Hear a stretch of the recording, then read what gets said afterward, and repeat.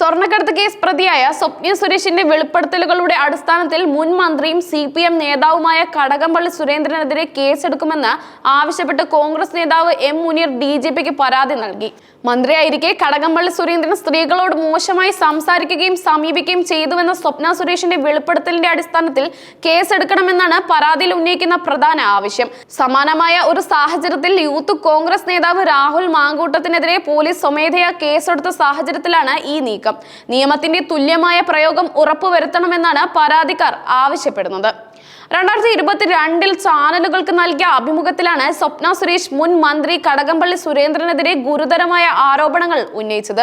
മന്ത്രിയായിരുന്ന കാലത്ത് അദ്ദേഹം തന്നോട് ലൈംഗിക അതിക്രമത്തിന് ശ്രമിച്ചുവെന്നും മോശപ്പെട്ട രീതിയിലുള്ള സന്ദേശങ്ങൾ അയച്ചുവെന്നുമാണ് സ്വപ്ന സുരേഷ് വെളിപ്പെടുത്തിയത്. എന്നാൽ ഈ വെളിപ്പെടുത്തലിന്റെ അടിസ്ഥാനത്തിൽ അന്ന് പോലീസ് ഒരു നടപടിയും എടുത്തിരുന്നില്ല. ഈ വിഷയത്തിൽ യാതൊരു പരാതിയും ലഭിച്ചിട്ടില്ല എന്ന നിലപാടാണ് പോലീസ് അന്ന് സ്വീകരിച്ചത്. എന്നാൽ ഇപ്പോൾ മറ്റൊരു രാഷ്ട്രീയ നേതാവിനെതിരെ സമാനമായ ആരോപണങ്ങൾ ഉയർന്നപ്പോൾ പോലീസ് സ്വമേധയാ കേസെടുത്ത് നീതിന്യായ വ്യവസ്ഥയുടെ ഇരട്ടത്താപ്പാണ് കാണിക്കുന്നതെന്നാണ് കോൺഗ്രസ് നേതാക്കൾ ആരോപിക്കുന്നത്. അടുത്തിടെ യൂത്ത് കോൺഗ്രസ് നേതാവ് രാഹുൽ മാങ്കൂട്ടത്തിനെതിരെ ചില യുവതികൾ ലൈംഗിക ആരോപണങ്ങൾ ഉന്നയിച്ചപ്പോൾ പരാതി ലഭിക്കാതെ തന്നെ പോലീസ് കേസെടുക്കുകയും പ്രത്യേക അന്വേഷണ സംഘത്തെ നിയോഗിക്കുകയും ചെയ്തിരുന്നു. ഈ സാഹചര്യത്തിലാണ് കോൺഗ്രസ് നേതാക്കളായ M മുനീറും രാഹുൽ മാങ്കൂട്ടത്തിൽ ഉൾപ്പെടെയുള്ളവർ കടകംപള്ളി സുരേന്ദ്രനെതിരെ കേസെടുക്കാൻ ആവശ്യപ്പെട്ട് രംഗത്തെത്തിയത്. രാഹുൽ മാങ്കൂട്ടത്തിനെതിരെ ശബ്ദ സന്ദേശങ്ങളുടെ സ്ക്രീൻഷോട്ടുകളും പുറത്തു വന്നതിനെ തുടർന്ന് സ്വമേധയാ കേസെടുത്ത അതേ മാനദണ്ഡം കടകംപള്ളി സുരേന്ദ്രന്റെ കാര്യത്തിലും പോലീസ് പിന്തുടരണമെന്നാണ് ഇവരുടെ ആവശ്യം. കഴിഞ്ഞ നിയമസഭാ തിരഞ്ഞെടുപ്പിന്റെ സമയത്തും കടകംപള്ളി സുരേന്ദ്രന്റേത് എന്ന തരത്തിൽ അശ്ലീല ചുവയോടെ സ്ത്രീകളോട് സംസാരിക്കുന്ന ശബ്ദ സന്ദേശങ്ങൾ പുറത്തു വന്നിരുന്നു. മന്ത്രിയായിരുന്ന കാലത്ത് ഓഫീസിലെത്തുന്ന സ്ത്രീകളുടെ ഫോൺ നമ്പറുകൾ കൈക്കലാക്കി അവരെ മോശമായി സമീപിച്ചിരുന്നു എന്നതടക്കമുള്ള ആരോപണങ്ങൾ കോൺഗ്രസ് നേതാവ് M മുനീർ DGPക്ക് നൽകിയ പരാതിയിൽ ഉന്നയിക്കുന്നുണ്ട്. കടകംപള്ളി സുരേന്ദ്രൻ സ്വർണ്ണക്കടത്തുമായി ബന്ധപ്പെട്ട ആരോപണ വിധേയനായിരുന്നു. സ്വർണ്ണക്കടത്ത് കേസ് പ്രതികളുമായി അദ്ദേഹത്തിന് അടുത്ത ബന്ധമുണ്ടായിരുന്നുവെന്നും സ്വപ്ന സുരേഷ് വെളിപ്പെടുത്തിയിരുന്നു. ഈ വിഷയത്തിൽ CPM സംസ്ഥാന സെക്രട്ടേറിയറ്റ് യോഗം ചേർന്ന് വിശദീകരണം തേടിയിരുന്നു. പാർട്ടിക്ക് അതീതമായി യാതൊരു ബന്ധവും ഉണ്ടായിട്ടില്ലെന്നാണ് അന്ന് കടകംപള്ളി സുരേന്ദ്രൻ വിശദീകരണം നൽകിയത്. രാഹുൽ മാങ്കൂട്ടത്തിനെതിരെയുള്ള ആരോപണങ്ങൾക്ക് പ്രതിരോധം തീർക്കാനും ഇടതുപക്ഷ നേതാക്കൾക്കെതിരെ നേരത്തെ ഉയർന്നിട്ടുള്ള ആരോപണങ്ങളിൽ പോലീസും സർക്കാരും സ്വീകരിച്ച ഇരട്ടത്താപ്പ് നയം പൊതുസമൂഹത്തിന് മുന്നിൽ തുറന്നു കാട്ടാനുമാണ് കോൺഗ്രസ് ഈ നീക്കം നടത്തുന്നത് എന്നാണ് വിലയിരുത്തപ്പെടുന്നത്. അതേസമയം ഇത് രാഷ്ട്രീയ പ്രേരിതമായ നീക്കമാണെന്ന് CPM ആരോപിക്കുന്നു. നിലവിൽ കണ്ടോൺമെന്റ് പോലീസ് സ്റ്റേഷൻ പരിധിയിൽ നടന്ന സംഭവങ്ങൾ ആയതിനാൽ വിഷയത്തിൽ കേസെടുത്ത് അന്വേഷണം ആരംഭിക്കണമെന്നാണ് മുനീർ കത്തിൽ ആവശ്യപ്പെട്ടിട്ടുള്ളത്.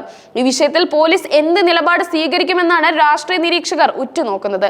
കാരണം ഈ കേസിലെ ആരോപണങ്ങൾക്ക് സ്വമേധയാ കേസെടുക്കുകയും സമാനമായ മറ്റൊരു കേസിൽ പരാതി ലഭിച്ചില്ലെന്ന് പറഞ്ഞ് ഒഴിഞ്ഞു മാറുകയും ചെയ്യുന്നത് നിയമവ്യവസ്ഥയുടെ നിഷ്പക്ഷതയെ ചോദ്യം ചെയ്യുന്നു.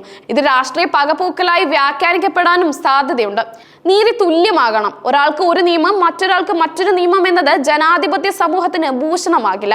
രാഹുൽ മാങ്കൂട്ടത്തിന്റെ കാര്യത്തിൽ പോലീസ് സ്വീകരിച്ച അതേ നിലപാട് കടകംപള്ളി സുരേന്ദ്രന്റെ കാര്യത്തിലും സ്വീകരിക്കുമോ എന്നതാണ് ഇനി അറിയേണ്ടത്. അല്ലാത്തപക്ഷം ഈ വിഷയത്തിൽ വലിയ രാഷ്ട്രീയ കോളിളക്കങ്ങൾ ഉണ്ടാകാൻ സാധ്യതയുണ്ടെന്നാണ് വിലയിരുത്തൽ. സ്വർണ്ണക്കടത്ത് കേസ് പ്രതിയായ സ്വപ്ന സുരേഷ് മുൻപ് പലതവണ കടകംപള്ളി സുരേന്ദ്രനെതിരെ ഗുരുതരമായ ആരോപണങ്ങൾ ഉന്നയിച്ചിട്ടുണ്ട്.